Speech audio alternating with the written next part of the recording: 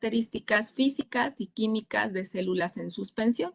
Esto es muy importante, ¿no? Porque muchas personas me preguntan, y por ejemplo, si tenemos un tumor sólido, ¿es posible analizarlo? Bueno, mientras nosotros hagamos una disgregación de ese tumor, de ese tejido, y lo pongamos en suspensión, es factible hacer la medición de esas células, ¿ok? Entonces, la condición es que nosotros tengamos una, una suspensión celular, la cual pues vamos a poder evaluar, ¿verdad? A través de estos equipos, gracias a esta tecnología.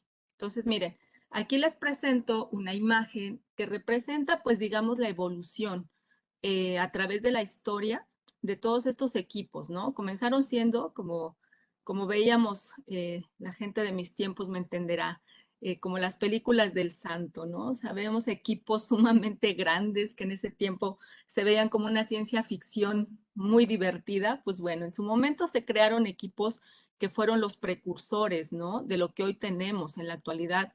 Manejamos equipos que ya son sumamente sofisticados, con unas herramientas demasiado finas, ¿no? Para poder hacer este diagnóstico hematológico. Entonces, realmente la citometría de flujo es una tecnología, entre comillas, algo joven, ¿no?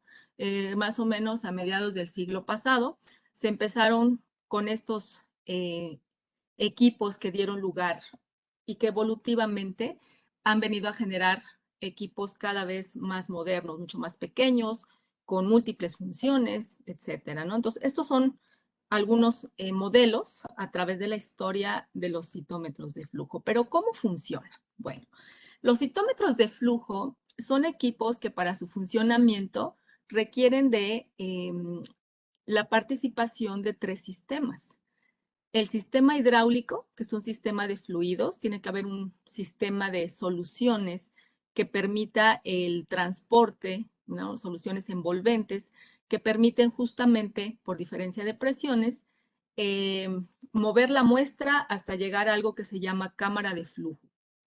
En la cámara de flujo vamos a encontrarnos con un sistema principalmente óptico que está formado por una fuente luminosa que suele ser un rayo láser. Un rayo láser que puede ser de distintas longitudes de onda. Hoy día hay equipos que tienen hasta 3 rayos láser. En su momento, pues los más sencillos tenían uno. Progresivamente hoy tenemos ya equipos con varios rayos láser, cada uno con una longitud de onda específica.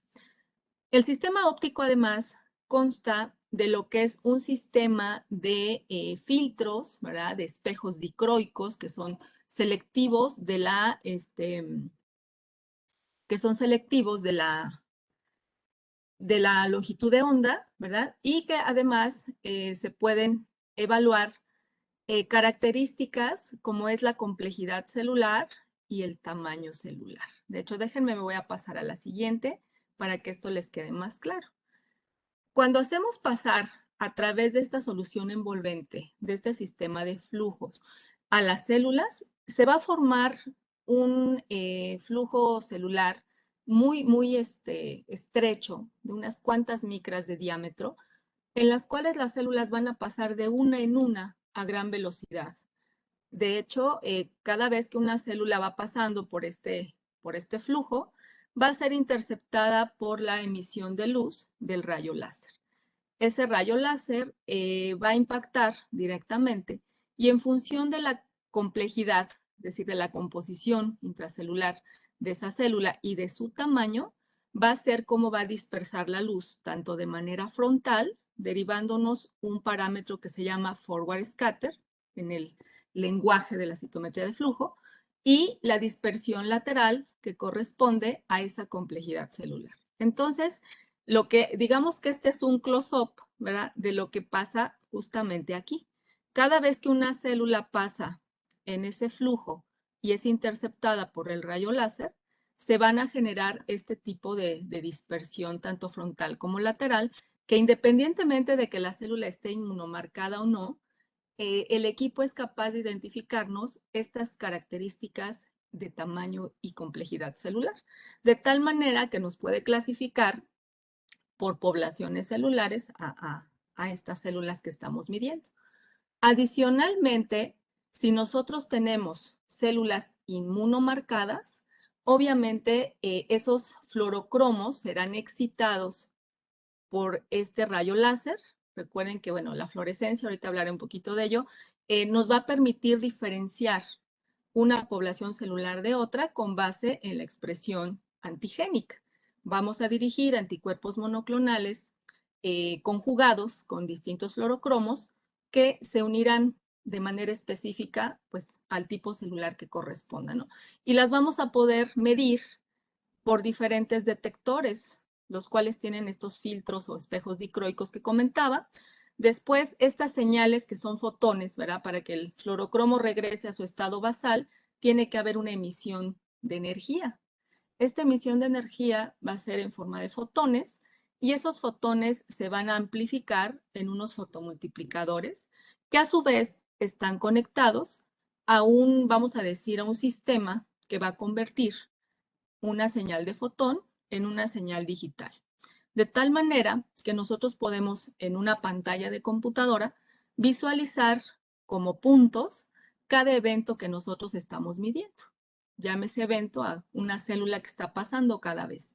Entonces, para poder hacer toda esta medición, ¿verdad? El sistema óptico es sumamente importante. Consiste de todas estas estructuras, filtros ópticos, espejos dicroicos, fotomultiplicadores, detectores, todo esto conforma el sistema óptico en conjunto con la fuente de luz y el amplificador. Y ya de ahí viene la parte del sistema electrónico. Sistema electrónico que hace esta conversión para que nosotros podamos digitalizar esas señales de energía que se están generando, ¿no? Entonces, la citometría de flujo es una tecnología que nos permite evaluar de manera simultánea, como lo dice la definición, múltiples parámetros celulares, y por eso es que ha representado pues una herramienta sumamente importante pues, en el avance de la medicina, ¿de acuerdo? Entonces, eso es básicamente lo que hace con cada celulita. Ahora bien, hay que entender algo. ¿Cómo es que nosotros podemos identificar ciertas características de la célula? Obviamente nosotros sabemos que nuestro genoma está participando, digamos, en contener toda la información de nuestro, pues ahora sí, de lo que somos, ¿no? Todas las proteínas que sintetizamos, pues derivan de la instrucción contenida en nuestro ADN, el genotipo. De tal manera que toda la información que nosotros tenemos en el genoma se puede transformar en algo visible, en rasgos fenotípicos, ¿no? De hecho, nuestra apariencia física pues tiene que ver y está dictada por nuestro genoma, nuestro genotipo. De tal manera que podemos llegar a tener fenotipos muy agradables, ¿verdad? No me dejarán mentir las compañeras que estén presentes. Aunque no todos los fenotipos son tan agraciados, ¿verdad? Pero son fenotipos, son rasgos que podemos ver, que se pueden visualizar. Y todo eso deriva, pues, de la información genética. Extrapolando este ejemplo, también a nivel celular tenemos la misma situación. Las células van a presentar también una expresión fenotípica, solamente que esta expresión fenotípica va a ser a través de proteínas expresadas, ¿verdad? Moléculas expresadas. Estas proteínas pueden ser proteínas de superficie, pueden ser proteínas intracitoplásmicas e inclusive moléculas a nivel nuclear. Entonces, cuando nosotros hacemos, bueno, tenemos claro que la célula es un compendio de información que depende del genoma. Una célula normal tiene una expresión fenotípica específica, ¿de acuerdo? O sea, un linfocito, de acuerdo a su función, expresa ciertas proteínas. Un neutrófilo, de acuerdo a su función, expresa ciertas proteínas, tanto a nivel citoplásmico, nuclear o de membrana, ¿de acuerdo? O sea, una célula normal. De tal manera que cuando ocurren eventos como mutaciones que van a derivar en cambios en el genoma, también habrá expresión anómala de algunas proteínas, expresión asincrónica de algunas proteínas, y eso es lo que nosotros podemos detectar a través del inmunomarcaje, ¿ok? Entonces, la citometría de flujo no es solamente entender cómo funciona un equipo, un citómetro de flujo, es también comprender qué es lo que vamos a medir, qué es lo que nosotros vamos a evaluar en una célula. Lo que nosotros solemos evaluar en una célula, pues es la expresión fenotípica, ¿verdad? Proteínas, etcétera, a través, ¿verdad?, de lo que es el inmunomarcaje. Es decir, nosotros vamos a dirigir anticuerpos monoclonales contra cada una de las diferentes proteínas que querramos investigar. Estos anticuerpos irán marcados con un fluorocromo que permitirá distinguir uno de otro.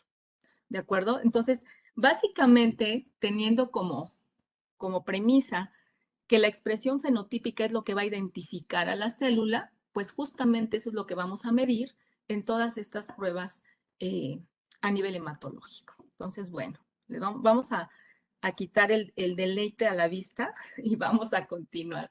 Ok, entonces les decía, estos anticuerpos monoclonales que vamos a dirigir contra esas proteínas que se expresan a nivel de la célula, ya insisto, pueden ser de membrana, pueden ser citoplásmicas, inclusive nucleares.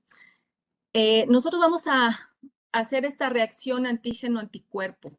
Para ello, en el mercado existen una serie, ¿verdad?, de anticuerpos monoclonales que son conjugados con fluorocromos, diferentes fluorocromos, de hecho se pueden comprar por separado o ya actualmente se usa mucho el uso de mezclas, o sea, ya vienen cada frasquito ya contiene mezclas específicas para evaluar ciertas líneas celulares, ¿ok? Entonces, eso es ahora sí que en dependencia de la preferencia del usuario.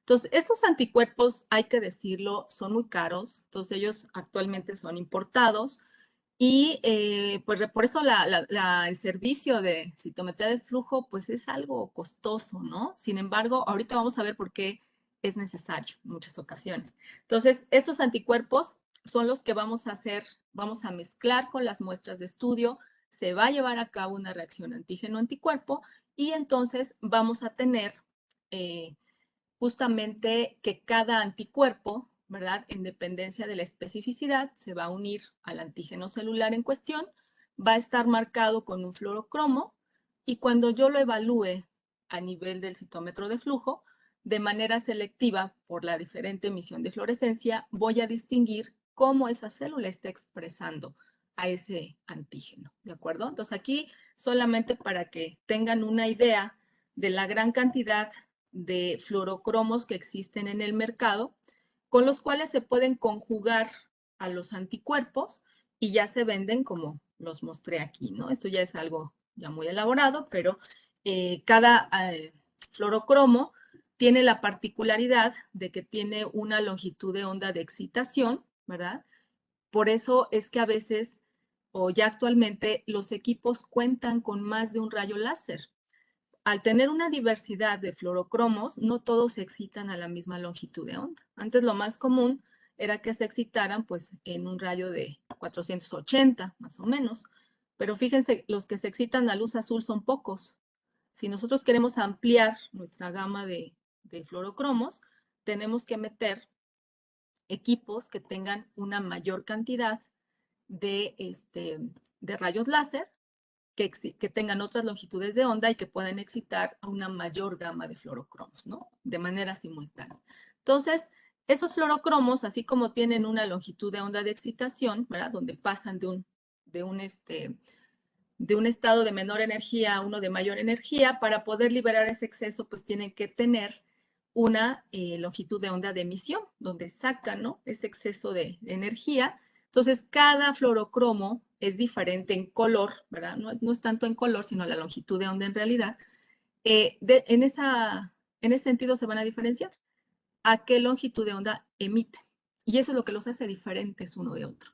Entonces, los anticuerpos monoclonales pues se pueden conjugar con cualquiera de los anticuerpos, de los fluorocromos, perdón, para poder hacer esta diferenciación al momento del análisis en el citómetro. Entonces, así es como funciona esto. Entonces, en resumen, la tecnología de la citometría de flujo Consiste básicamente en que células en suspensión, repito, esto es importante, son células en suspensión que van a presentar esa expresión antigénica que ya veíamos, la expresión fenotípica. Nosotros vamos a mezclarlos con esos anticuerpos monoclonales conjugados con distintos fluorocromos, porque eso también es importante, ¿no? Tienen que ir con distinto fluorocromo para que yo los pueda diferenciar en el momento del análisis. Entonces, bueno, hacemos una mezcla, ¿verdad? Los mezclamos, hacemos una incubación que generalmente es a temperatura ambiente, aproximadamente 15-20 minutos, en dependencia de lo que estemos investigando. Ocurre una reacción antígeno-anticuerpo, como la que ven esquematizada aquí.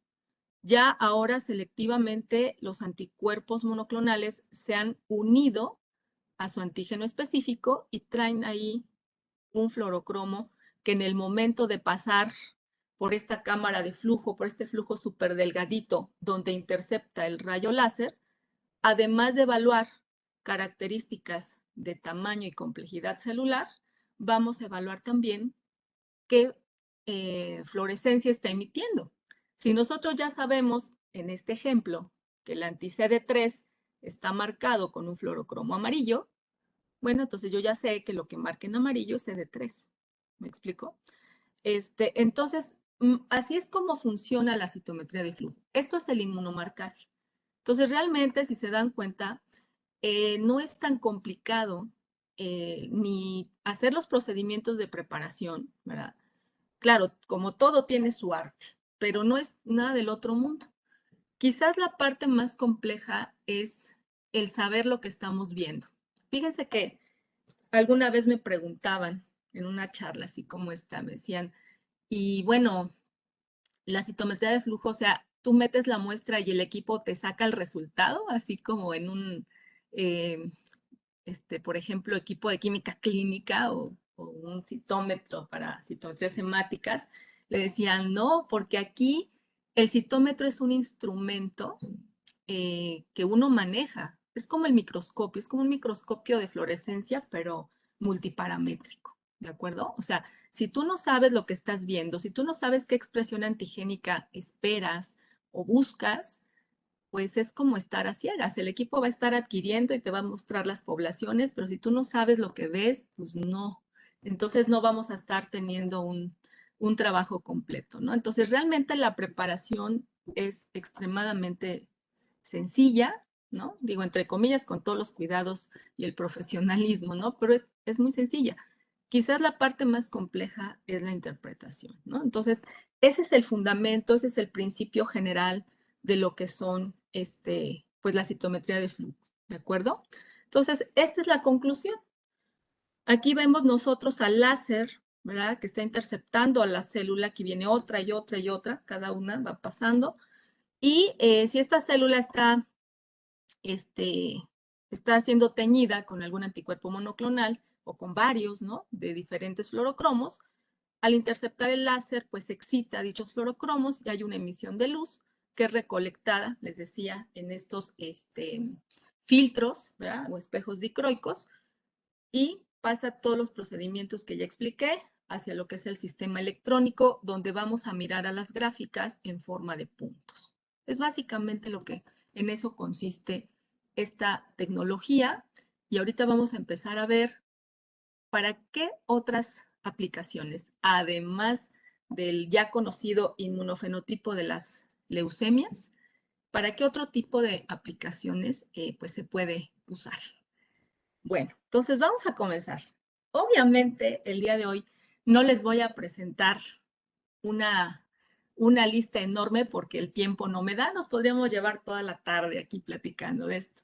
Entonces, como me dijeron que solamente tengo 50 minutos, pues les voy a hablar de pruebas, algunas pruebas seleccionadas que considero que es importante que ustedes conozcan en cuanto a la evaluación en el área de hematología. Tenemos la parte de serie roja. En esta parte les hablaré de qué utilidad tiene esta tecnología en el diagnóstico de las anemias hemolíticas autoinmunes al hacer una prueba de Coombs, esta que conocen comúnmente en la prueba de Coombs, pero por citometría de flujo. Ahorita vamos a hablar de ella. diagnóstico de anemia, hemoglobinuria paroxística nocturna, perdón, que es un tipo de anemia hemolítica. En cuanto a la evaluación de serie blanca, pues ni hablar, ¿no? Está la parte de las leucemias, en donde no solamente es la tipificación del caso de leucemia de novo, sino también está el seguimiento a través de la enfermedad residual y la cuantificación de ADN. Y en cuanto a la evaluación de la serie plaquetaria, tenemos lo que es el fenotipo plaquetario y los anticuerpos antiplaquetas, por mencionar algunas de las tantas pruebas que se pueden hacer por esta metodología. Entonces vamos a comenzar con las de serie roja. Las de serie roja, decíamos el CUMS por citometría de flujo. Ustedes pueden decir, ¿cómo es eso? O sea, si es una prueba que se puede hacer de manera muy sencilla, prácticamente en cualquier laboratorio. Bueno, ¿para qué nos va a servir o cuál es la utilidad clínica de hacer una prueba de CUMS por citometría de flujo? Básicamente es detectar cantidades muy bajas, dado que esta es una prueba de alta sensibilidad, cantidades muy bajas de IgG que están sensibilizando al eritrocito en estos casos de anemias hemolíticas autoinmunes. ¿De acuerdo? O sea, una prueba común, ¿verdad? Básicamente estaría detectando pues, valores superiores a 300 moléculas de IgG por eritrocito. O sea, estamos hablando de que una prueba convencional de CUMS solamente nos da positiva cuando tenemos una gran cantidad de moléculas IgG por eritrocito. Pero no todos los casos de anemia hemolítica autoinmune van a presentar grandes cantidades cuando la persona está en una crisis hemolítica importante, sino que puede presentar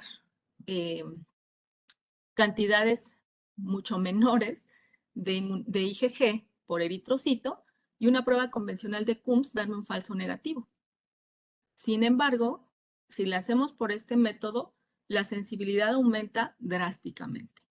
Lo que podemos nosotros detectar en este tipo de prueba son aproximadamente de 10 a 15 moléculas de IgG por célula.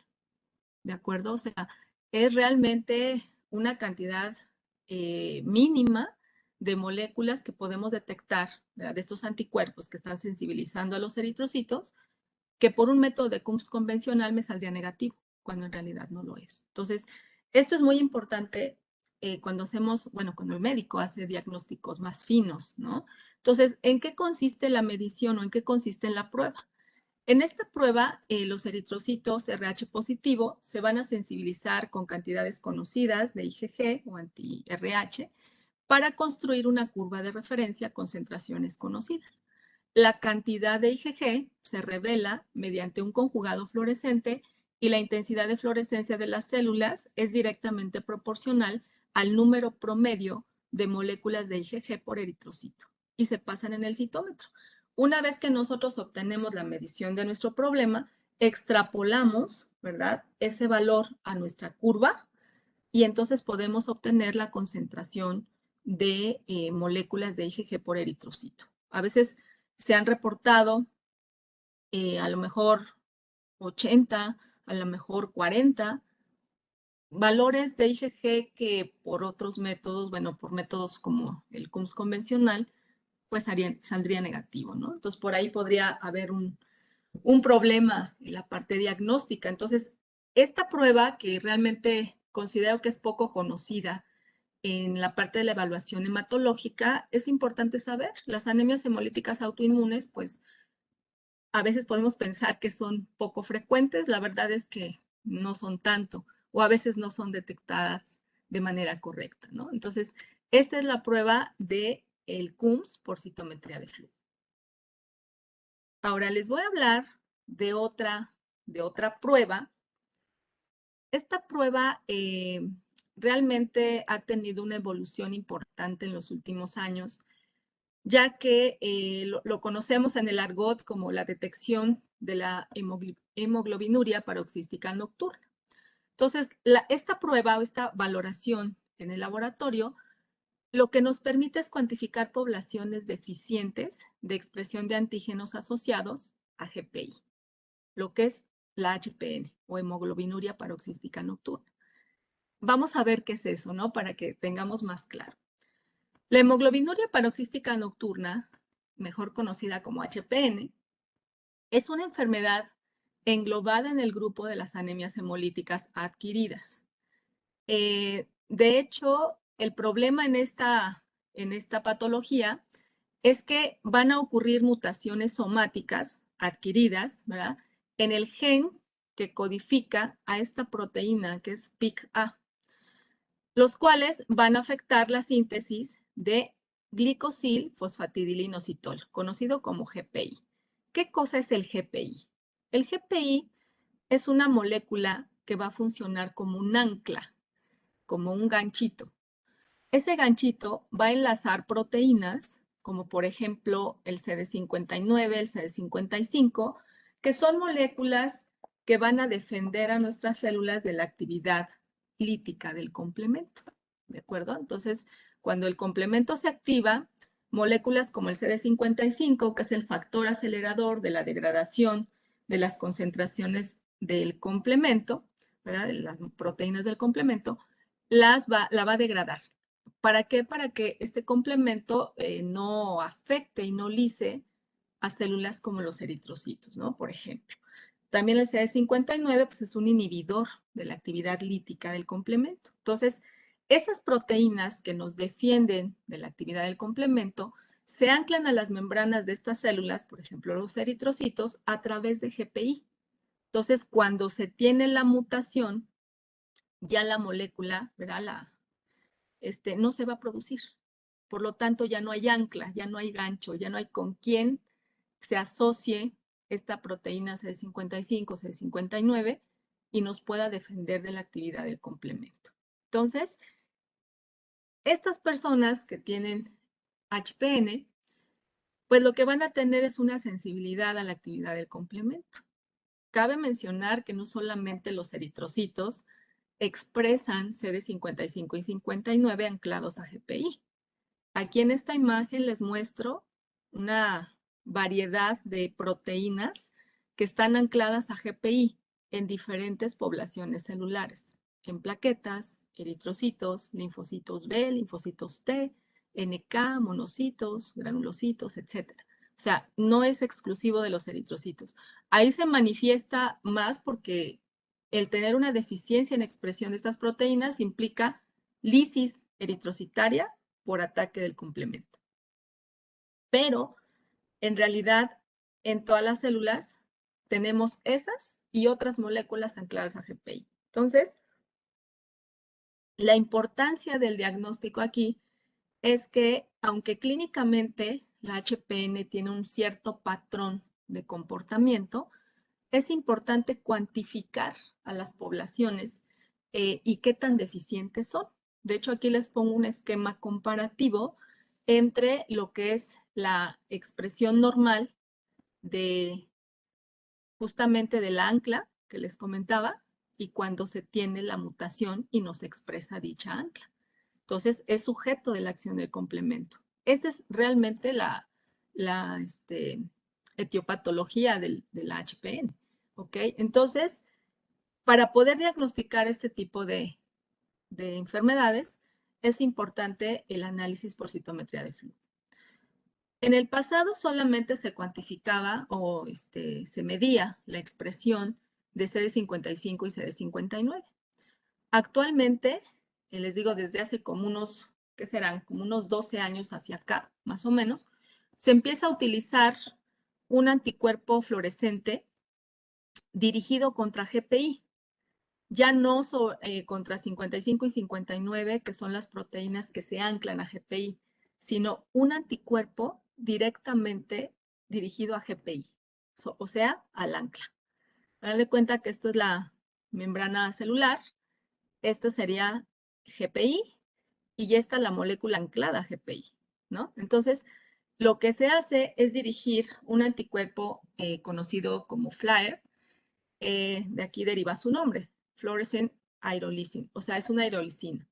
Entonces, se vuelve mucho más selectivo, mucho más específica la medición, porque ya vemos las poblaciones deficientes de la expresión de GPI de manera directa, ¿de acuerdo? O sea, Obviamente, si está deficiente GPI, pues estarán deficientes las proteínas ancladas a GPI. No hay de dónde se agarren, ¿no? Entonces, este es básicamente lo que se hace actualmente para la medición de las poblaciones deficientes de GPI. Se hace tanto en eritrocitos como en leucocitos. Yo aquí les pongo solo un ejemplo muy global, ¿no? No podemos hablar tan de lleno porque no acabamos.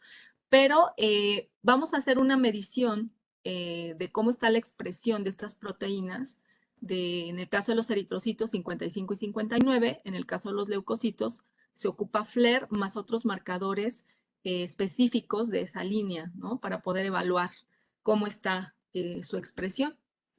Entonces, vean ustedes cómo en la población de eritrocitos vamos a tener en los casos anormales, ¿verdad? Lo normal es tener todos tipo 1. Los eritrocitos tipo 1 es aquellos que expresan normalmente 55 y 59. Se infiere que si se expresan bien estas proteínas es porque tenemos AGPI, ¿de acuerdo? O sea, por agregación. Entonces, se puede clasificar y cuantificar la deficiencia de expresión de estos antígenos. Por ejemplo, la población que está en medio se conocen como eritrocitos tipo 2, cuantificamos, ¿no? A qué corresponde esa población y nos podemos dar cuenta de que hay una proporción alta, 71.3% en este ejemplo, que tiene una expresión mucho menor a la normal. Es una expresión parcial, una deficiencia parcial, perdón, de CD59 en este caso, ¿no? Y las que son francamente deficientes. Entonces, para el médico es importante, ¿no? Porque los tipo 3 están relacionados con crisis hemolítica. Las personas que tienen una alta población de eritrocitos tipo 3, quiere decir sus eritrocitos están indefensos ante la actividad de complemento y se va a analizar, ¿de acuerdo? Entonces, eso es importante. En relación a los leucocitos, decíamos, se van a buscar, bueno, a través del anticuerpo FLAIR. Adicionalmente, se ocupan otros anticuerpos con la finalidad de seleccionar, ¿no? Qué poblaciones vamos a evaluar. Generalmente se pueden utilizar CD14 para población monocítica, CD15 y 24 para neutrófilos, ¿no? Por ejemplo. Entonces, ahí, junto con FLAIR, se puede hacer un gate, una región, en la cual se puede identificar que hay deficiencia de ambos, ¿no? Y se cuantifica. Es importante cuantificar las poblaciones. Aun cuando el detectar la deficiencia en los leucocitos no está directamente relacionada a la lisis, pero sí está relacionada a otras alteraciones propias de la HPN, por ejemplo, trombosis, ¿no? Entonces, en cuanto mayor sea la población deficiente, el médico lo interpreta como hay más riesgo de complicación con el paciente. Y en el caso de los eritrocitos, entre más alta sea la población deficiente o parcialmente deficiente, sobre todo la 3, está relacionada a crisis hemolítica. Entonces, el médico utiliza estas pruebas para poder primero diagnosticar y después ir evaluando el tratamiento, ¿no? El tratamiento lo va a ir evaluando en función de si va disminuyendo la cantidad de población deficiente y aumentando la normal. Lo hacen a través de terapia con anticuerpos dirigidos. Pero esa es básicamente la utilidad para HPN. Vean cómo ya son enfermedades como ya muy específicas, pero también hay pruebas muy específicas para diagnóstico y seguimiento. Entonces, bueno, eso es en relación a la serie roja. En relación a la serie blanca, nosotros vamos a tener invariablemente la prueba por excelencia a la que se asocia la citometría de flujo, que es básicamente pues la tipificación o inmunotipificación de las neoplasias hematopoyéticas, mejor conocidas como leucemias. La utilidad clínica es, ustedes saben, la morfología hoy en día ya es un criterio obsoleto si se usa de manera única. Actualmente, el diagnóstico de las neoplasias hematopoyéticas, de acuerdo a la clasificación de la OMS 2017, tiene que basarse en un conjunto de análisis basados en morfología y citoquímica, inmunotipificación y citogenética y genética molecular. Entonces, ahí la inmunotipificación es donde entra como una de las herramientas principales para el diagnóstico completo, ¿verdad? Por sí sola la citometría tampoco hace el diagnóstico, es en complemento con con otras pruebas, con otra información. Entonces, en realidad aquí no os voy a hablar de cómo se hace y todo eso porque no me da tiempo, pero lo que sí les puedo decir es que el fenotipo inmunológico se vuelve una herramienta fundamental para poder hacer un diagnóstico correcto de estas neoplasias. Las neoplasias no tienen palabra de honor, o sea, las neoplasias son mutaciones que ocurren, ¿verdad?, en protoncogenes. Estas mutaciones pueden generar cambios en el genotipo y cambiar los fenotipos de expresión proteica, ¿no? Proteínas anómalas que cambien la conducta celular en cuanto a maduración, proliferación, ¿verdad? Inclusive adhesión, un montón de cosas cambian y por eso vemos grandes cantidades de blastos, por ejemplo, ¿no? En las agudas, en sangre periférica, ¿no? Por eso vemos que proliferan sin medida, depletan otras líneas celulares, en fin, todo esto que característicamente vemos en las leucemias agudas, tiene que ver pues con una etiología de carácter de mutaciones a nivel del ADN que en suma van generando todas este comportamiento. Entonces, ¿para qué me sirve tipificarlas? Precisamente porque al haber mutaciones, la expresión fenotípica va a cambiar. Muchas veces va a haber asincronía en la maduración. Va a haber leucemias que expresen antígenos de inmadurez, como el CD34, cuando están coexpresando un antígeno de madurez, como el CD20, y eso en términos normales no existe. ¿Me explico? Entonces, esas asincronías en la maduración o expresiones aberrantes solamente las vamos a poder identificar por citometría de flujo. ¿De acuerdo? Para ello, se van a utilizar paneles de anticuerpos, una serie de anticuerpos monoclonales orientados a las diferentes líneas celulares a evaluar. Siempre se tienen que poner antígenos de estirpe linfoide B, de estirpe linfoide T, de células mieloides, o sea, de todo, ¿no? De estirpe eritrocitaria, megacariocítica, de todos, para poder evaluar esos blastos hacia qué estirpe pertenece, ¿no? O sea, de qué clona celular son. Porque con base en eso, pues el médico armará un plan o un esquema de tratamiento.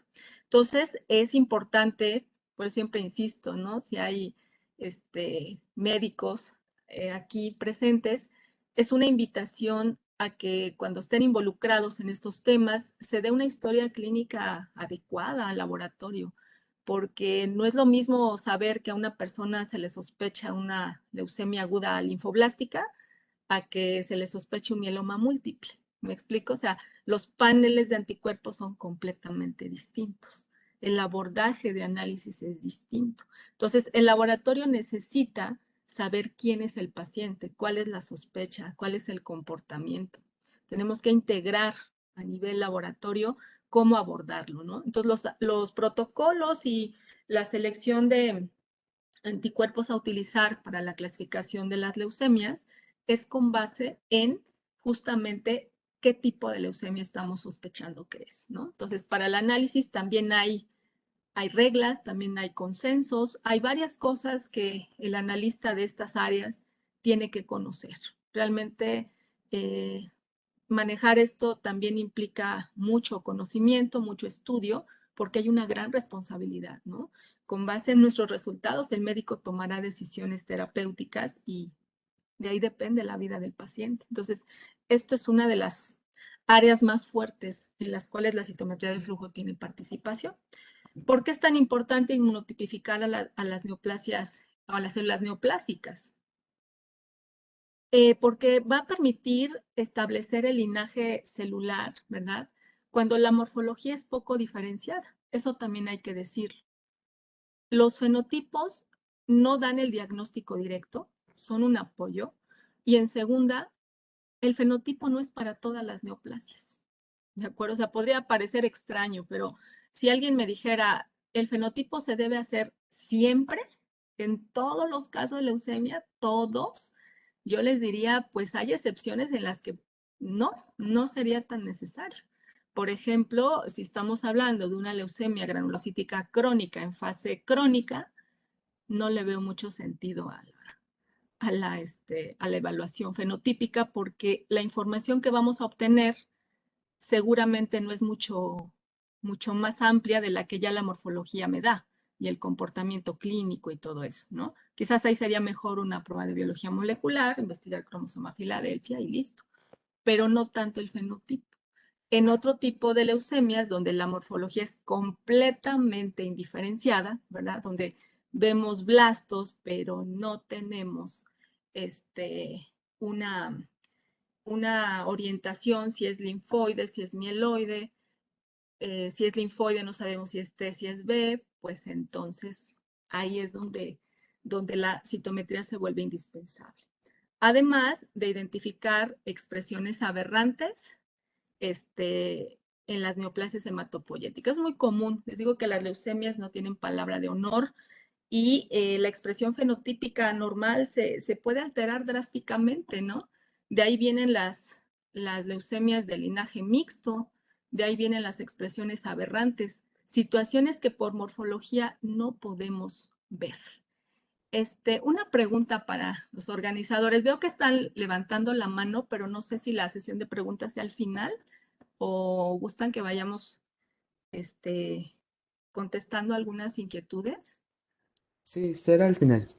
¿Al final? Ok, de acuerdo. Sí. Entonces, continúo. Entonces, eso es en relación a las neoplasias.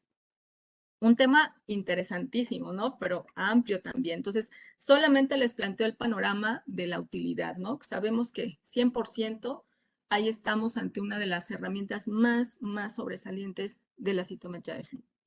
Adicionalmente, y siguiendo con el tema de las neoplasias, la cuantificación de ADN es una herramienta que puede acompañar particularmente a las leucemias linfoblásticas, sobre todo en población pediátrica, que son más frecuentes, o cualquier paciente, leucemia aguda linfoblástica u otras. El índice de ADN es un parámetro que evalúa indirectamente la cantidad cromosómica y es un parámetro utilizado principalmente para estratificar a un paciente con alguna de estas neoplasias con base en el riesgo que tiene de recaída temprana.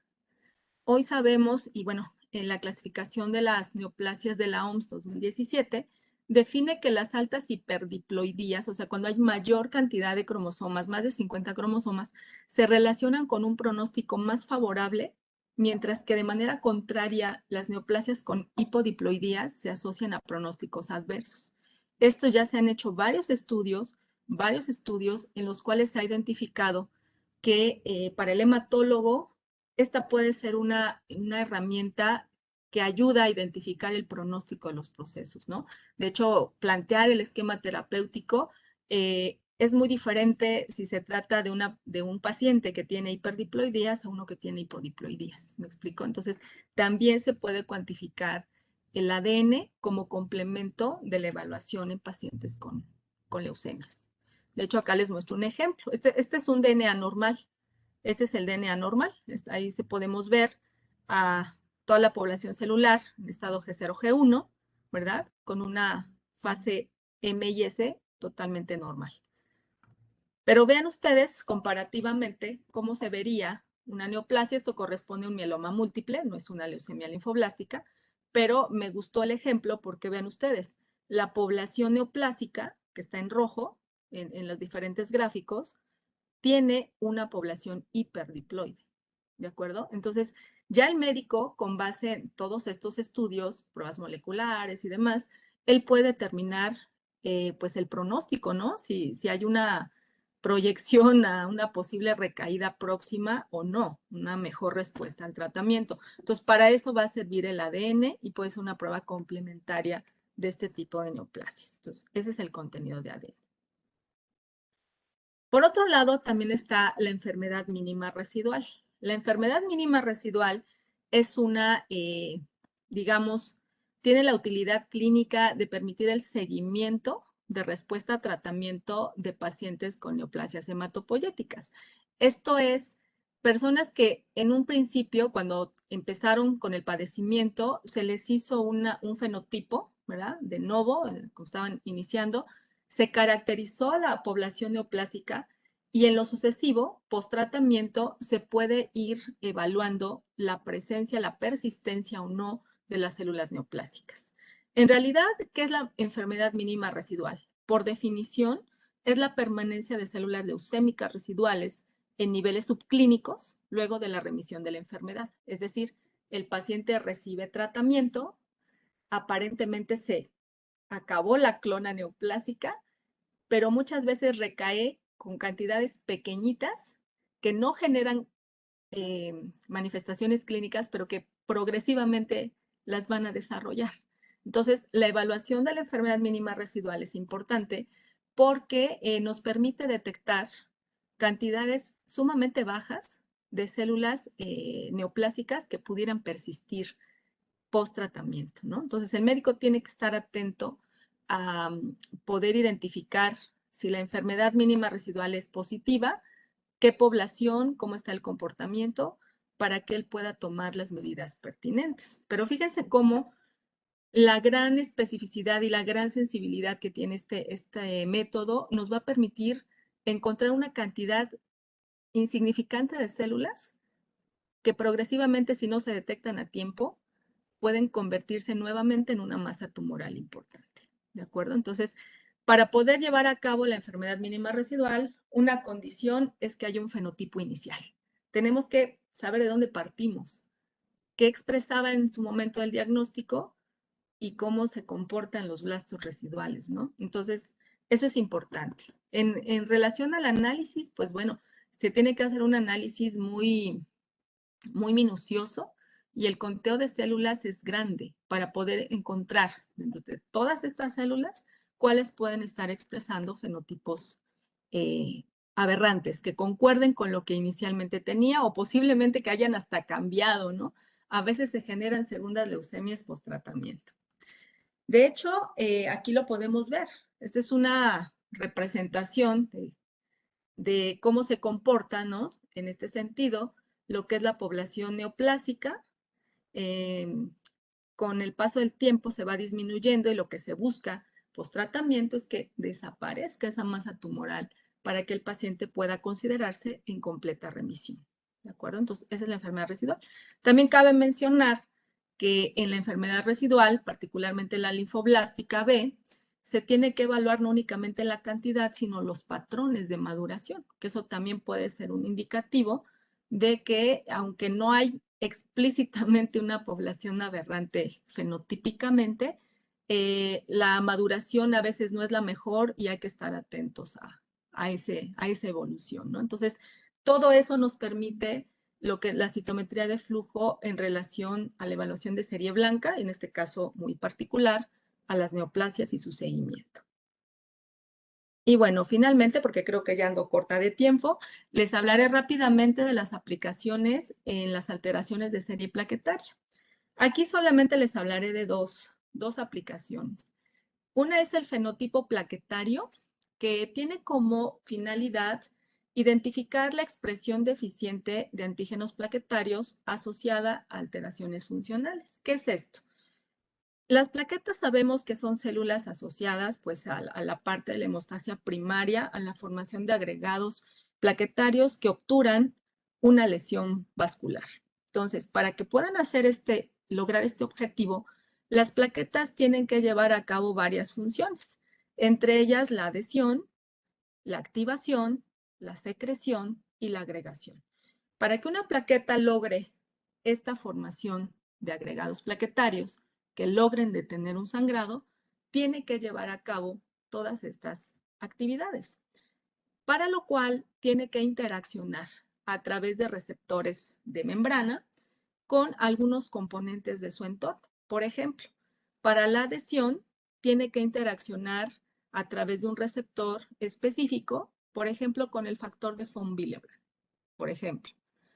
Si se trata de que la plaqueta se una a otras plaquetas en el proceso de agregación, tiene que unirse a través de su receptor glicoproteína 2B3A, a través de una molécula de fibrinógeno, se va enlazando y formando agregados. Entonces, ¿qué pasa?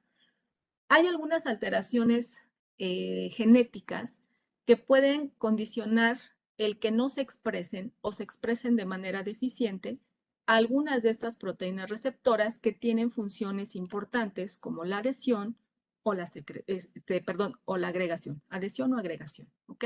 Entonces, al haber deficiencia de estas proteínas, nuevamente el fenotipo no está expresado ahí, la célula será incapaz de desarrollar correctamente estas funciones. ¿En qué se traduce eso? En enfermedades de tendencia hemorrágica. Por lo tanto, en personas que tienen padecimientos hemorrágicos, una evaluación exhaustiva, cuando no se ha encontrado la causa que le genera estos problemas, es la evaluación fenotípica, ¿verdad? La evaluación fenotípica de la expresión de estas proteínas plaquetarias, de estas glicoproteínas plaquetarias. Por ejemplo, en el déficit de la glicoproteína 1B, pues se asocia al síndrome de Bernard-Soulier, ¿verdad? Donde hay obviamente una tendencia hemorrágica, plaquetas gigantes, ¿no? Hay por ahí trombocitopenia, pero son enfermedades de tipo hereditario, quizás son raras, pero sí se han encontrado en la población, ¿no? Entonces, es una manera de que a nivel molecular se identifique la expresión de estas proteínas. En el caso, por ejemplo, si se tuviera deficiencia del receptor glicoproteína 2B3A, este receptor pues está asociado a la agregación. En deficiencia en la expresión de esta proteína implica problemas de agregación. Ejemplo de esta enfermedad genética es la trombastenia de Glanzmann. Entonces, cuando nosotros queremos, o el médico más bien, quiere investigar a detalle si el problema es incapacidad de agregación, se puede demostrar fehacientemente que hay una deficiencia de la proteína haciendo un fenotipo plaquetario. Básicamente, ¿en qué consiste la prueba? Consiste en teñir con anticuerpos monoclonales dirigidos a las plaquetas. Aquí les pongo una lista de los más utilizados por citometría, en las pruebas de citometría de flujo. Vamos a teñir sangre total donde van las plaquetas, las vamos a hacer reaccionar con los anticuerpos monoclonales específicos y vamos a evaluar su expresión. Es así de simple. Vamos a tener una muestra control contra una muestra problema y evaluaremos la expresión de estos antígenos, ¿no? Por ejemplo, en esta imagen nosotros podemos ver que están encerradas en una área llamada gate, lo que son las plaquetas pintadas en rojo. Y aquí podemos ver en esta gráfica la coexpresión del antígeno CD61 y CD41, mientras que en un paciente deficiente vean que muy pocas de sus plaquetas son positivas para estas dos proteínas que normalmente debe expresar. Y la gran mayoría de las plaquetas están en la área doble negativa, quiere decir no expresan ni CD61 ni CD41. Por lo tanto, es una persona que no va a tener una capacidad funcional correcta en sus plaquetas, traducido en una tendencia hemorrágica, ¿de acuerdo? Entonces, una manera de evaluar estas enfermedades, más allá de las pruebas, por ejemplo, como la agregación plaquetaria, que puede ser muy laboriosa, puede meternos por ahí sesgos, esta es directamente medir la expresión antigénica, ¿no? Entonces, una manera muy confiable de demostrar este tipo de deficiencias. Y por último, la prueba de anticuerpos antiplaquetas. Esta prueba nos va a permitir confirmar o descartar trombocitopenia de origen autoinmune. Es decir, cuando una persona tiene trombocitopenia, lo primero que hay que descartar es que no sea por la presencia de anticuerpos, autoanticuerpos, que destruyan, o sea, que sensibilicen a las plaquetas y que estas fácilmente sean retiradas por el vaso, ¿no? Entonces, una manera de hacerlo es a través de la citometría de flujo. Entonces, esta prueba básicamente consiste, nuevamente, en usar sangre completa, anticoagulada con EDTA, poner anticuerpos contra los antígenos plaquetarios, que a su vez van unidos a una antiglobulina policlonal conjugada con fluorocromo, y lo que nosotros vamos a identificar es si hay positividad de fluorescencia para esta reacción, hay anticuerpos plaquetarios positivos. Mientras que si no los hubiera, pues obviamente no vamos a ver fluorescencia positiva. Les muestro un ejemplo. Aquí tenemos una gráfica en la cual se pone CD41 para poder saber que las células evaluadas son plaquetas. Con esas las vamos a seguir. y veamos cómo esta tiene una expresión negativa para la inmunoglobulina con fluorescencia. Mientras que el CDS, en esta imagen, podemos ver a la población plaquetaria que coexpresa ambos antígenos, ¿no? O sea, aquí estamos diciendo, estas son plaquetas porque expresan, pero la expresión con inmunoglobulina es negativa, solamente expresa 41, como ya lo había visto aquí.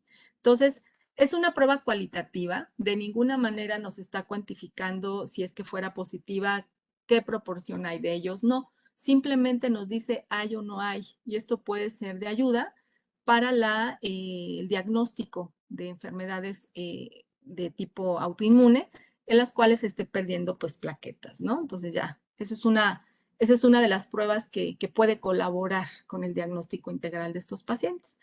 Y bueno, finalmente dar las conclusiones de esta pequeña charla que espero que les haya pues gustado y que puedan tener un panorama más claro de qué tantas cosas podemos hacer nosotros con la citometría de flujo, ¿no?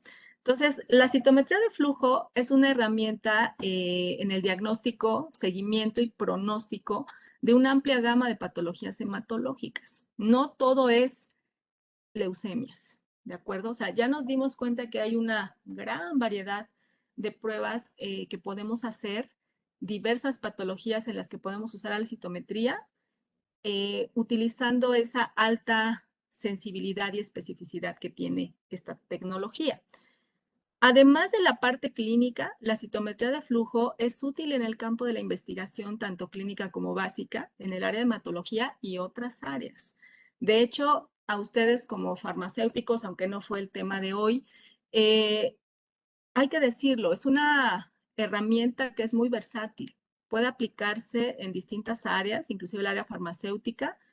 Se han hecho pruebas, hay varios estudios al respecto, donde se puede evaluar la resistencia a drogas, ¿no? A resistencia a algunos, por ejemplo, eh, agentes quimioterapéuticos, o sea, quimioterapia. Muchas veces los pacientes no responden al tratamiento y muchas veces tiene que ver con la bomba MDR, ¿no? Entonces se pueden hacer estudios de este tipo a través de la citometría de flujo en áreas como la microbiología, virología, etcétera. O sea, hay cualquier cantidad de aplicaciones en la citometría de flujo, no todo se restringe a la hematología. Hoy nos tocó hablar de hematología, pero creo que es importante saber con qué herramientas contamos, ¿no? En el campo diagnóstico a nivel general. Entonces, pues bueno, por mi parte ha sido todo. Quedo a sus órdenes para alguna pregunta que tengan.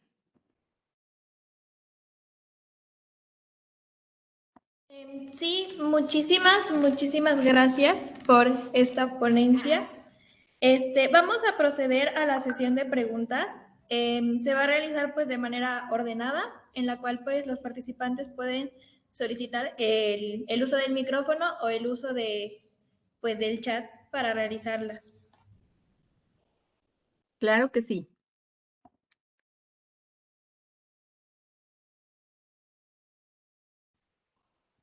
No sé si gusten levantar la mano y vamos a abrir la cola.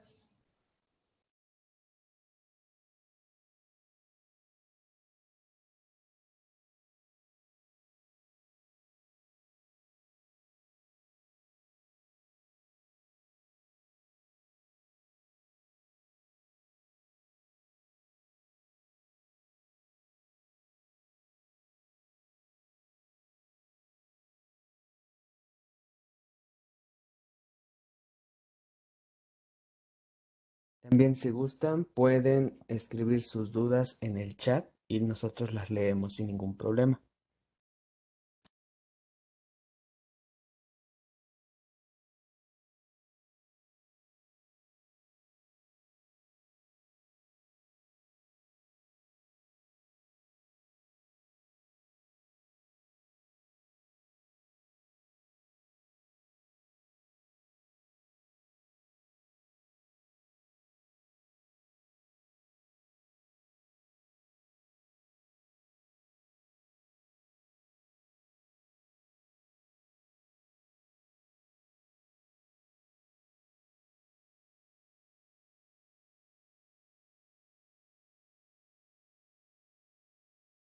Bueno, no sé, si tengan alguna pregunta con toda confianza, trataré de solucionar sus dudas.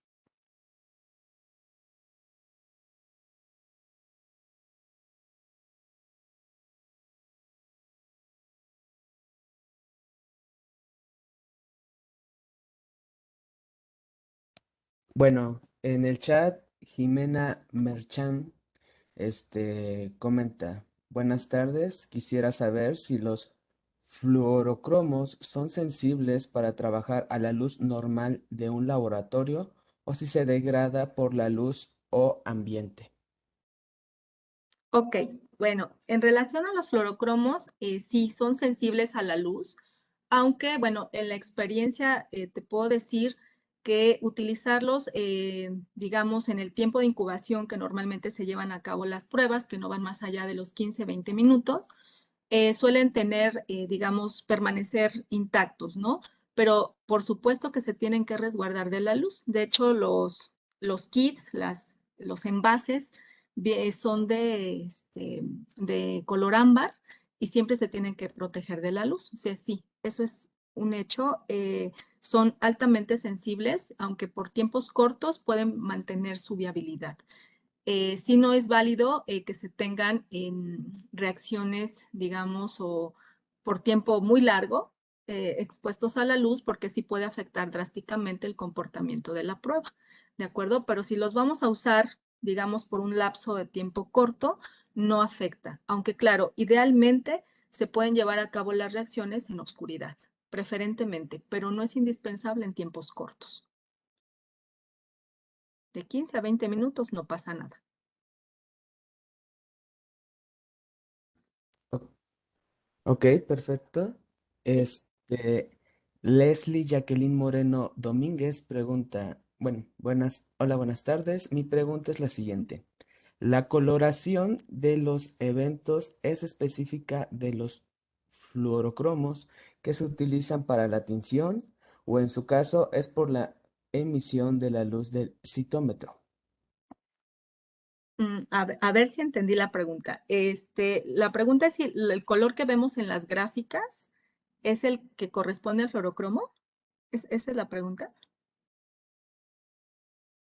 Sí, ¿Sí? Ok. sí, Leslie. No. Voy a regresarme un poquito, déjenme, a una gráfica, por ejemplo, esta. Eh, la coloración que nosotros vemos en la pantalla, ¿no? Esa nosotros la damos arbitrariamente, ¿no?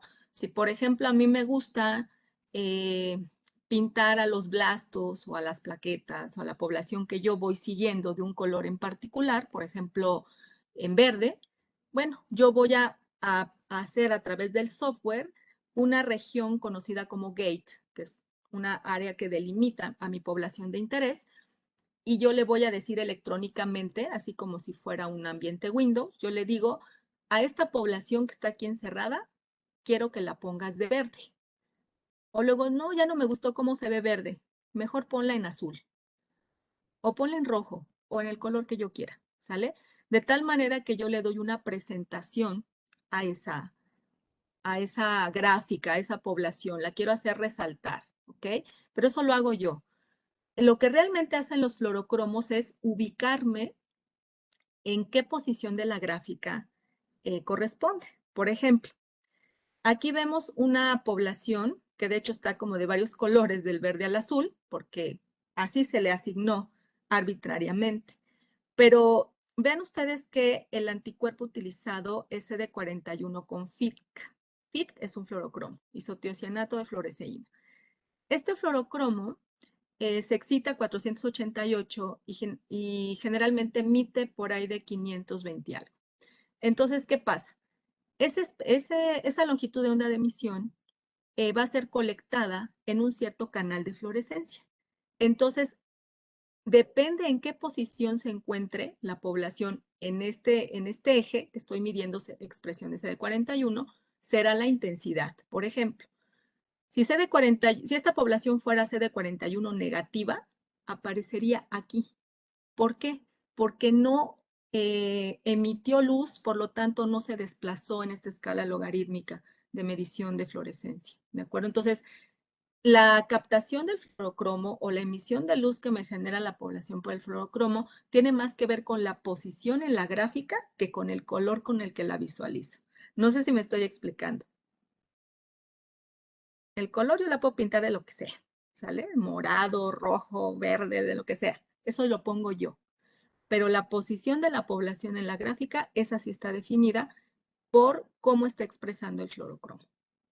Si es muy débil o negativo, anda por acá. Si es muy intenso para 41, la población andaría por acá, porque esta es una escala de medición logarítmica de la intensidad de fluorescencia. No sé si quedó clara, si respondí a la pregunta. Me comenta que sí, totalmente ¿Sí? claro. Ujú, Con gusto. totalmente claro, dice. Bueno, Un gusto. Nadia Esteba Durán dice, buenas tardes, doctora, excelente plática. ¿Cómo ¿Cómo, está? Buenas tardes. cómo podría poner de manifiesto una sobreexpresión de la glucoproteína, me imagino? 2B3A. Una sobreexpresión, o Ujú, sea que se está expresando de más. ujú. Bueno, en realidad, como comentaba hace un momentito, nosotros a través de esta tecnología podemos ver cómo una población puede estar expresando de manera débil o prácticamente no expresar o sobreexpresar. Cuando yo digo que tengo sobreexpresada una proteína, quiere decir que estoy captando mucho el fluorocromo correspondiente, ¿no? Por lo tanto, yo lo voy a ver más alejado del origen, ¿sale? Por ejemplo, si yo tuviera una sobreexpresión, en este caso CD41, yo lo que tendría es una población casi al final de la gráfica. Es decir, entre más me desplazo a la derecha, más fluorescencia, por lo tanto, más expresión.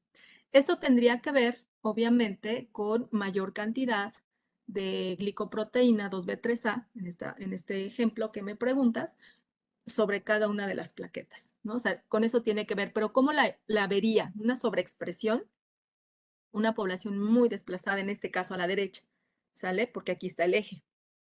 Si estuviera en el eje de las Y's, pues la vería muy arriba, porque la escala logarítmica, hagan de cuenta que es el origen, y entre más voy subiendo o más me desplazo a la derecha, es más alta. Entonces, entre más alejada del origen, más expresión de esa proteína, la que sea, ¿no? La que sea, así la vamos a identificar.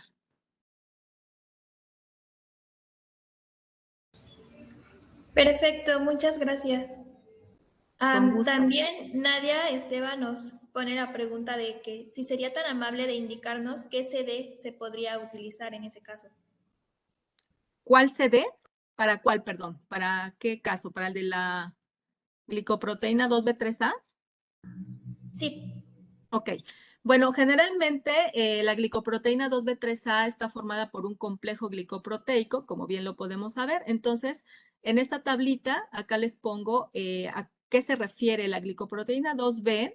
Está su CD o grupo de designación, es el CD41. Entonces, si nosotros queremos medir específicamente esa glicoproteína, podemos medir el CD41, ¿de acuerdo? Y el 3A es el CD61. Por lo tanto, para poder evaluar el comportamiento de este dímero glicoproteico, vamos a utilizar la mezcla CD41-CD61, ¿sale? En las plaquetas, en la sangre con EDTA, y nosotros podemos entonces ver cómo se está expresando. Siempre se recomienda que se utilice una sangre control, ¿verdad? Como un comparativo, un paciente normal, para que se pueda comparar, digamos, la intensidad de fluorescencia con la que se están expresando en una persona, en un paciente y en otro. Pero esas serían CD41 y CD61, los anticuerpos que deberíamos usar. Aquí recuerden que para poder evaluar ambas glicoproteínas, el CD41 tendrá que estar conjugado con un fluorocromo y el CD61 con otro fluorocromo. Es la única condición, pero esos serían los anticuerpos a utilizar. muchísimas Con gusto, gracias. Nadia. Sí, ya pusieron en el chat que muchas gracias. Por otro lado, Fátima Ortega López menciona, buenas tardes, profesora, quisiera felicitarla por su excelente ponencia. Mi Muchísimas duda es, gracias. Mi duda es, con base en su experiencia, ¿la citometría de flujo es aplicable en investigación para patologías renales? Para patologías renales, pues mira, no sé exactamente qué quieras investigar, pero les recuerdo, la citometría de flujo nos va a servir para investigar a nivel celular la expresión antigénica, tanto membrana como citoplasma, como núcleo, todo lo que pueda medirse en células en suspensión. Siempre que sean en suspensión, se va a poder hacer. Es decir, si tú me dices, a lo mejor lo que quiero investigar es en sedimento urinario, ¿no? Células de descamación de epitelio urinario, si tenemos una concentración suficiente de células y las podemos teñir con un anticuerpo específico para lo que estemos buscando, por supuesto que se puede usar. Si lo que queremos hacer es una evaluación del tejido renal, recuerden, nada más hay que disgregar. Hay que utilizar tratamientos específicos, por ejemplo, con tripsina, ¿no? Para eliminar proteína, disgregar y tener células en suspensión. Si yo sé lo que estoy buscando, ¿verdad? Si yo sé que estoy buscando la expresión de tal proteína porque caracteriza tal enfermedad, eso lo podemos hacer. Es decir, si hay el anticuerpo y tengo las células en suspensión, todo se puede. Todo se puede. Es muy versátil la citometría de flujo. Muy, muy versátil. De hecho, así les comento rápidamente. Cuando estaba más metida, ¿no? En el campo de la aplicación práctica, alguna vez trabajamos el ADN en células de justamente de sedimento urinario porque se sospechaba de un carcinoma de vejiga. O sea, sí hicimos este tipo de evaluación. Se hizo un concentrado del sedimento y se le hizo, ¿cómo se llama? La búsqueda de, ¿cómo se llama? De ADN. Se hizo la medición de ADN para ver si había aneuploidías. Y recuerdo que sí lo había. O sea, sí se puede hacer. Aunque no son pruebas que estén exactamente estandarizadas todas, claro que se pueden hacer. Se puede ir buscando y esos son trabajos de tesis, esas son cosas muy, muy útiles porque se pueden ir dando nuevas pruebas, ¿no? En el campo clínico, insisto, no solo restringido a la hematología, o sea, se abre a muchos campos. Entonces sí, la respuesta es sí se puede. Perfecto, dice que muchas gracias. Con gusto. Doris, Doris comenta, buenas tardes. Primeramente, gracias por la ponencia y quisiera saber si podría proporcionarnos alguna bibliografía para la interpretación de las gráficas de inmunomarcaje. Para las gráficas, bueno, hay varios libros, la verdad es que casi ninguno te explica con mucho detalle. Les voy a dejar ahorita en el chat, porque no me lo sé de memoria, yo soy pésima para acordarme de las referencias completas, pero les voy a dejar ahorita, con Toño, las referencias que son bastante explícitas en este tema, ¿no? Si gustan, les puedo así como express, espero que no me corran, ¿verdad, Toño? Sin problema, Explicarles sin problema. rápidamente, explicarles rápidamente cómo interpretar. Así, es muy, muy, muy sencillo, miren. Voy a utilizar esta de las plaquetas, que de hecho tiene un cuadrante. O sea, ubiquen por favor la gráfica, esta que estoy aquí señalando, y vamos a ubicar que justamente cada uno de los cuadrantes me va a indicar la negatividad o positividad a el anticuerpo. Entonces, lo primero es lo siguiente. ¿Qué tengo? ¿Qué estoy valorando en el eje de las X? Aquí estoy midiendo CD41. En el eje de las Y estoy midiendo la expresión de CD61, ¿de acuerdo? Ahora, este es un tipo de gráfica que le llamamos dot plot, es decir, que tiene pues dos ejes, ¿no?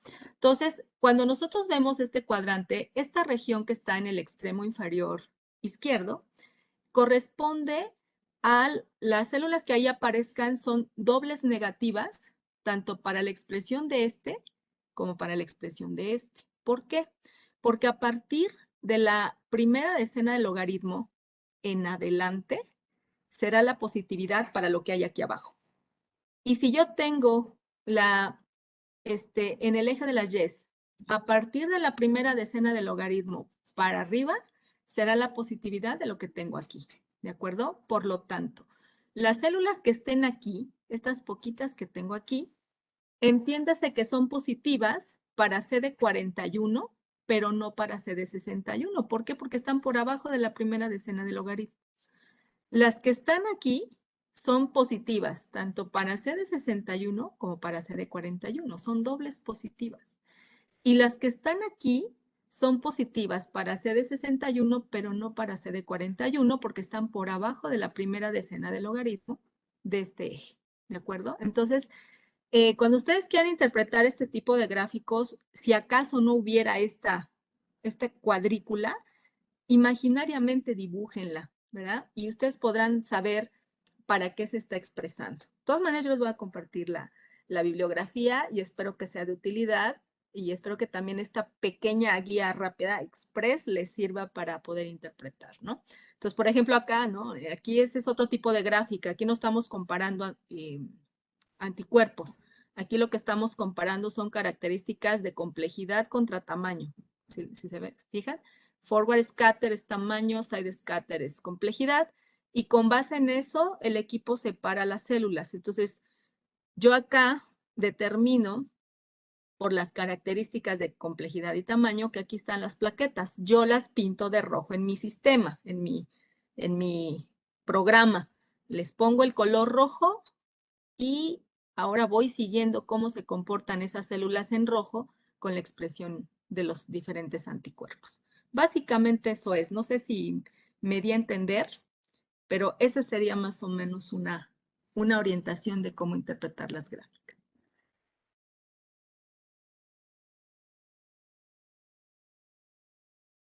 Con gusto, Doris. No hubo una respuesta en el chat. Me parece que la respuesta estuvo perfecta. Ah, excelente. Qué bueno que me entendieron. Bueno, Muchísimas gracias. continuamos con Luis Morales. Él pregunta, ¿la citometría de flujo puede aportar información sobre la célula en su contexto tisular? No, bueno, puede decirme lo que puede estar ocurriendo en un tejido, pero para poderla evaluar, no lo puedo hacer tisularmente, es decir, no puedo evaluar al tejido directamente, tengo que disgregarlo, pero sí me puede dar información de eso. Ejemplo de ello son los linfomas. Los linfomas son tumores sólidos y frecuentemente en la rama hematológica, que es en la que yo más he trabajado esto, se pueden llegar a evaluar biopsias de linfomas o inclusive los tumores completos nos los han hecho llegar con la finalidad de identificar qué fenotipo expresan esas células tumorales, ¿de acuerdo? Entonces, lo que hay que hacer es disgregar. Vamos a tener que hacer así como la salsita en el molcajete, ¿no? O sea, una disgregación, machacar el tejido y obtener una suspensión celular. Y esa suspensión celular sí me va a permitir analizarlo como cualquier otra célula en suspensión. Y cuando yo vea la expresión fenotípica,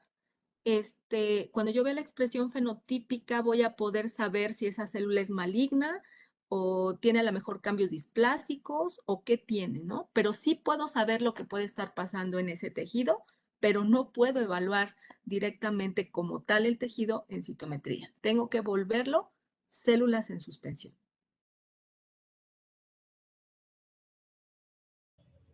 Perfecto, muchas gracias.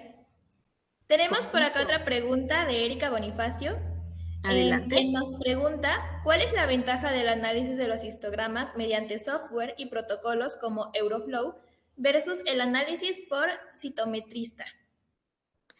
Bueno, en realidad Euroflow es un sistema, digamos, más organizado, más moderno, para poder hacer el análisis y, digamos, desde el punto de vista de las leucemias, comparado con, por ejemplo, digamos, de manera más simple, ¿no? El otro es un programa ya diseñado con una serie de protocolos, todo más adecuado para un análisis más dirigido, más correcto. Cuando nosotros empezamos a analizar esto con digamos, un citómetro un poco a ciegas, un poco más empírico, quizás podríamos perder de vista algunos lineamientos, ¿no?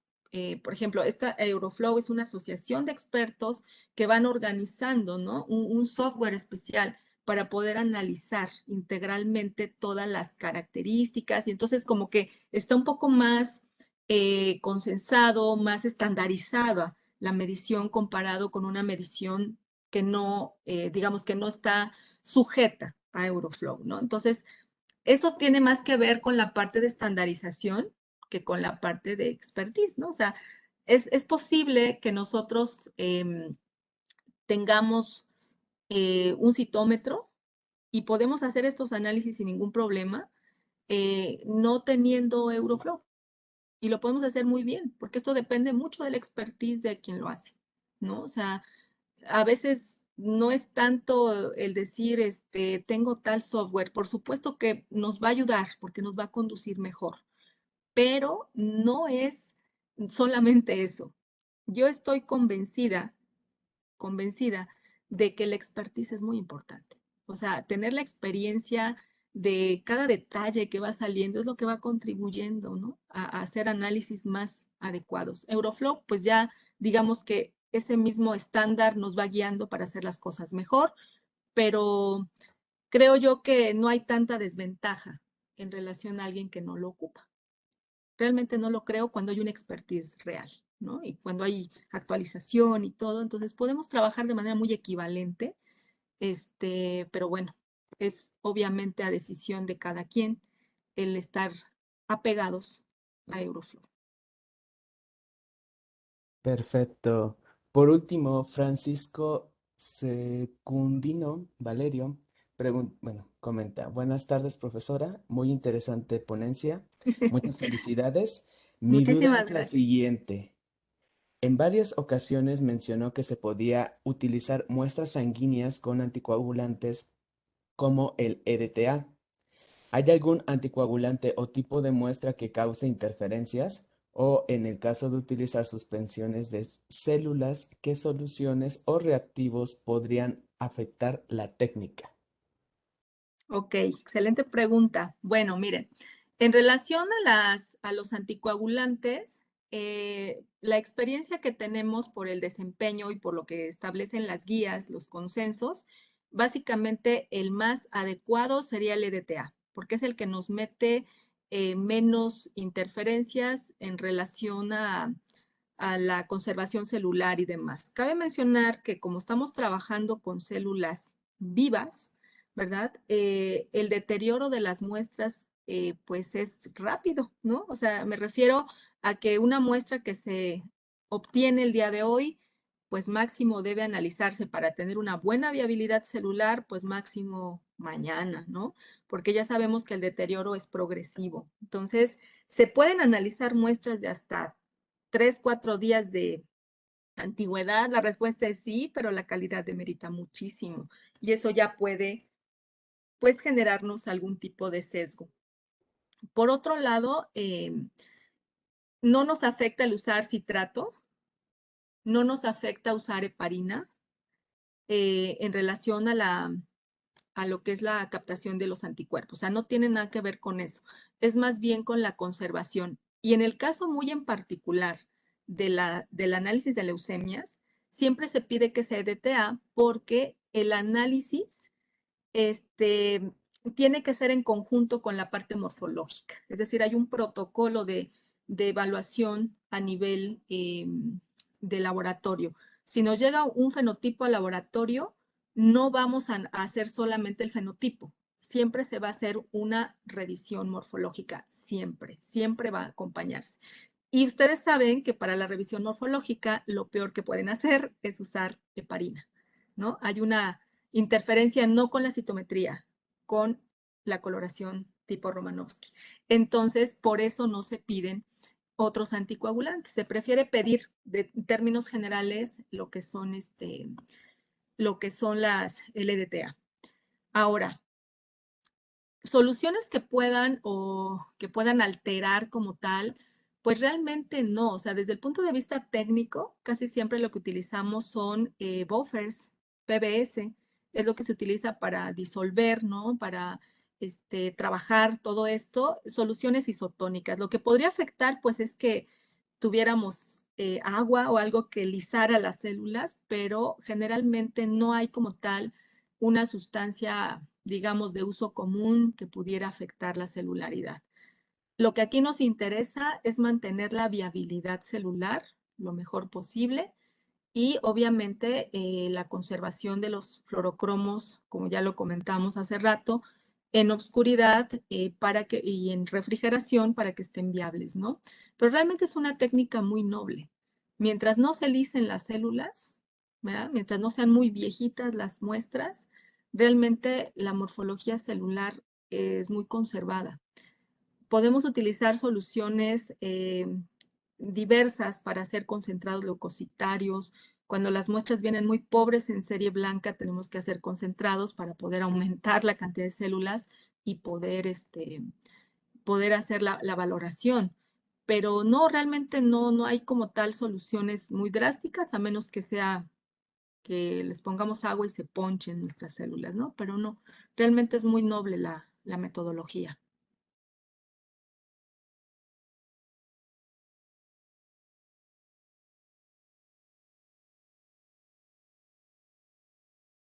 No sé si contesté a tu pregunta, Francisco.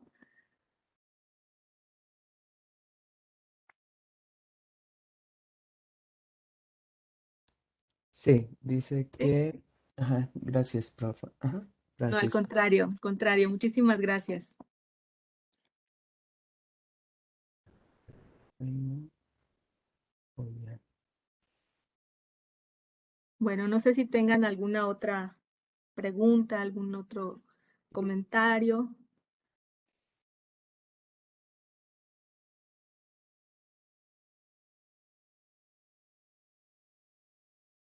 Si tienen o si tienen alguna otra duda, en el chat les mandé la dirección de correo electrónico a la cual nos pueden escribir. Y bueno, posteriormente, pues, maestra, le enviaríamos a las preguntas, si es Claro que que aún sí, con muchísimo queda, gusto. queda alguna otra. No, pues un gustazo estar aquí. Y, Muchísimas gracias y, nuevamente por la invitación. Para mí, pues es un privilegio que me inviten, ¿no? Y siempre encantada de compartir con ustedes.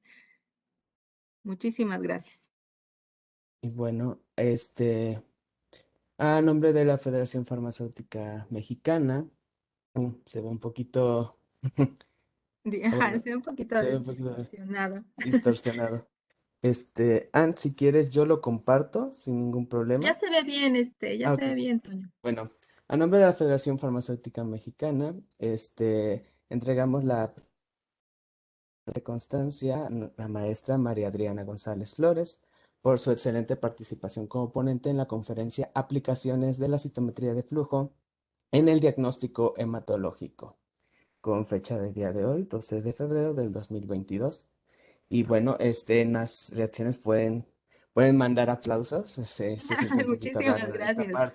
esta parte virtual, ¿no? Normalmente presencial son los Sí, aplausos ¿verdad? físicos. No, pues muchísimas Sí, gracias por su presencia primero, por estar aquí, por sus reacciones.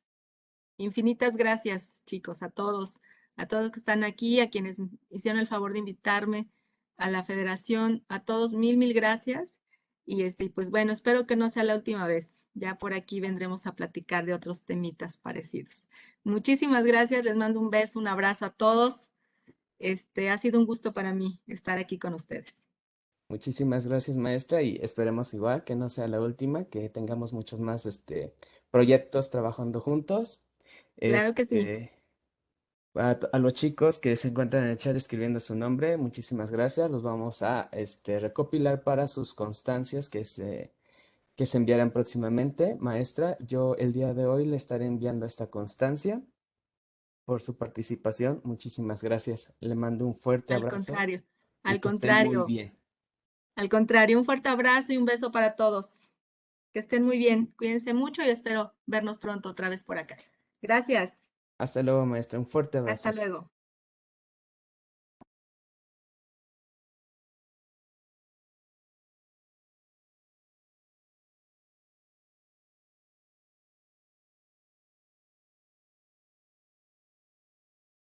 Bueno, chicos, bueno, lo que ahorita corresponde es, si ya terminaron de escribir su nombre completo, pueden retirarse. Nosotros vamos a tomar la copia del chat para la posterior pues creación de las constancias. Las constancias se enviarán al correo que igual están en escrito en que lo escribí en el chat, que es tofarmets.puebla@gmail.com. Igual se los escribo por si tienen alguna duda, que quisieran preguntarle a nuestra ponente, o si hay algún otro conferencia que quieran que se realice de su interés en el área, ya se hace farmacia, laboratorio clínico, alimentos, este, en el área que se estén desenvolviendo, estén estudiando, que tengan gran interés o en donde estén realizando sus prácticas o servicio social. Recuerden que pues esto es con el objetivo de realizar lazos entre la profesión y la parte académica. Así que cualquier duda, comentario, será bien recibida. Así que chicos, muchísimas gracias y en un momento nosotros tomaremos la copia del chat.